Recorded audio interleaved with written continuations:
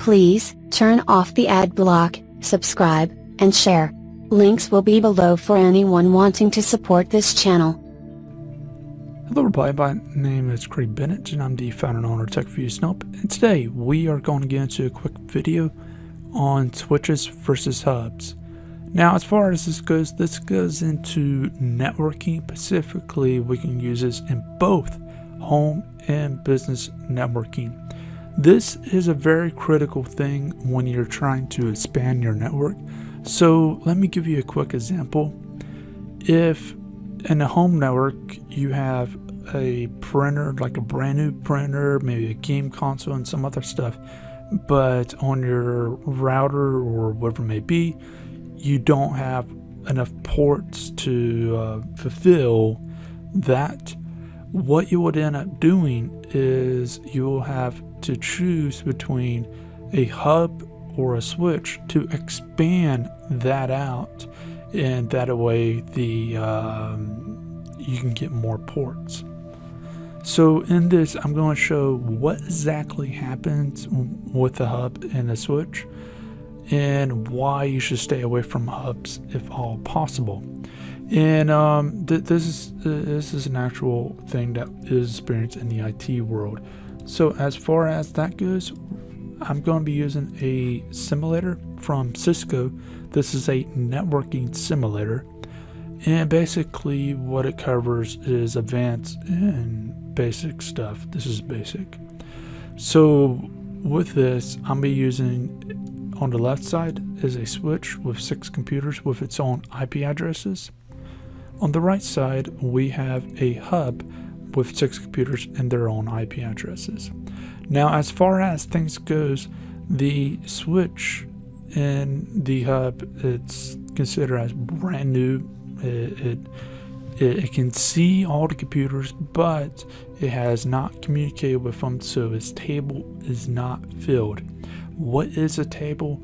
Well, basically, what a table is it's a table of what port is associated with what IP address. And for those of you who don't know what IP address, because you're going to hear this a lot, what an IP address is it's basically a designation for something. So basically, imagine it as a street address for a package. You send a package from your house, the middleman has to know where to take the package, and it will need to know its designation. The IP address is part of that designation, and this is a very, very important thing when it comes to it, because what happens is if it doesn't know where to send a package, it will just send it to everything, and it will keep doing it over and over, and you don't want everybody to have your package.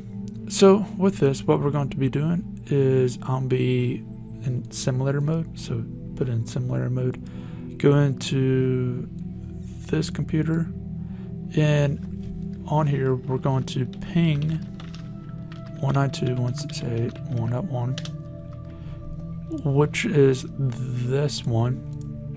And basically, since the switch doesn't know which of the ports is what, it's going to try to figure that out.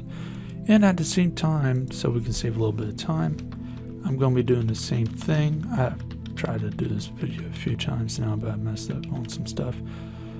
So we're going to do the same thing over here. And what happens here is they both send the package, which includes the IP address, where it came from, and a bunch of other things, to the hub and the switch.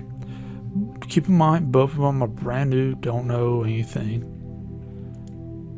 And what you just saw there is called a broadcast. It basically is like you broadcasting something, everybody hears it. So everybody hears the message, and this is the initial thing. Now with a ping, it's a little bit different, but with this means everybody knows you're trying to communicate. Now keep in mind what will end up happening from here is this computer says, yes, I am 192.168.1.1. Same thing with this, but all these other ones say, no, I'm not that. Now, keep in mind, the switch, it knows what this one is, because this one, it told the switch to send it out to this computer. It said what its IP address is, so it's filled out on a table. So what happens when it sends a message back? Let's go forward. So this message goes back like normal, and then there's a massive difference that just happened. Instead of it being broadcast on a switch, it was sent directly to its destination, whereas this, it was broadcast going back. And let's see if that happens again. And as you see here, it's broadcast on a hub no matter what. We're on here. Now that the switch knows the IP address of these two, what will end up happening is it will, anything that's designated for one or the other, it will send it directly there as seen. Now, as far as things goes,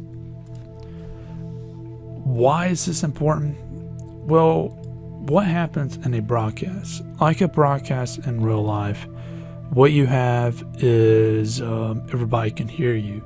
So that means if one of these ports, say your printer has a virus, or your MacBook or whatever has a virus, then what would end up happening is a hacker will be able to listen into everything that happens that's being sent back and forth from a hub.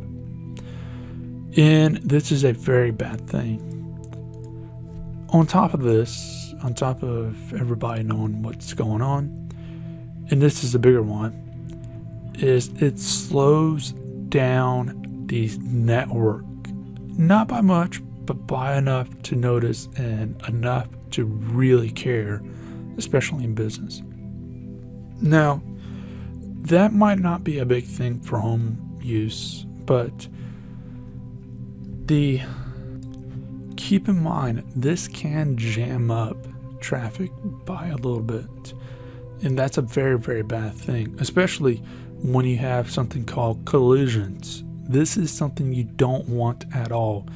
Collisions are when two signals hit each other and you have something very bad that happens right there. And it could really mess up your day, or at least a little while. And that's a very important thing when you get into hubs, is that's a very easy thing to run into. Whereas switches, it's not going to happen, because how it's fundamentally made. Whereas a hub, it's not made in the same way, therefore it will happen. Now, as far as things goes, again, you got security, you got slowdown, you have major problems, you got waste, you got collisions, you got this, you got that. With hubs, with switches, it's a little bit less of that. And one thing to keep in mind is when you are buying either a hub or a switch, hopefully a switch, is keep in mind the actual name, because what I mean by this is a lot of retailers, they will label a switch a hub. They will almost never put a hub as a switch, but you'll find at times when something's being advertised as a hub, it's really a switch. So keep that one in mind when you're buying things, because you can get stuff dramatically reduced if you know what you're doing, because most of the time, most retailers don't know the difference between the two. And as far as that goes, you can dramatically reduce you buying something, say $50 down to $20, And nowadays, you should be able to buy switches, especially home grade switches, for very low amount, $20, $15, stuff like that. And it's worthwhile to take a look at. So anyways, as far as that goes, hopefully this has helped you in understanding the difference between a switch and a hub.